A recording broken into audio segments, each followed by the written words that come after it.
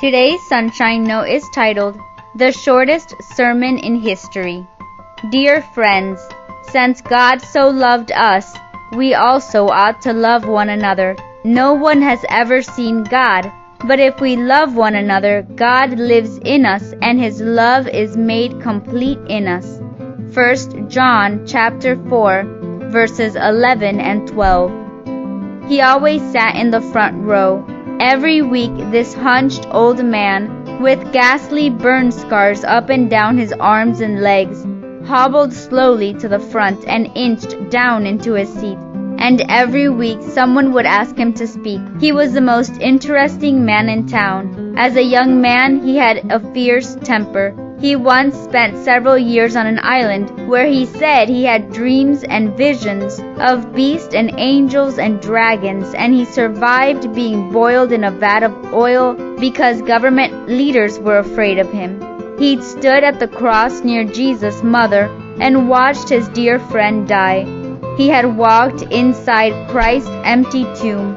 Because he had lived through so many amazing experiences, the little church of Ephesus would wait on the edge of their seats each week to see what he would say. Would he describe his experiences on Patmos? Recount the Transfiguration? Surely he would talk about the cross. But no, every single week, no matter what, John stood up in front in the little church and said the exact same thing. Brothers, love one another. That's it. Then he would creep back to his chair and sit down. Week after week, it was all he would ever say. After everything he had been through and done, the church fathers record that this one thought is what he wanted to leave with people. It must have been the idea he believed was the most important. Reading 1 John is like sitting in the second row of the church in Ephesus, because here we have John saying the same thing over and over again in many different ways. He wrote this letter during a time when the church was under severe attack from false teachers who claimed that Jesus was not really human at all.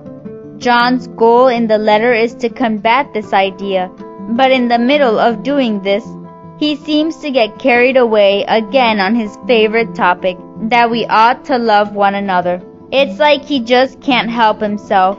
God's love transformed his own life so much that he just has to pass it on to other people.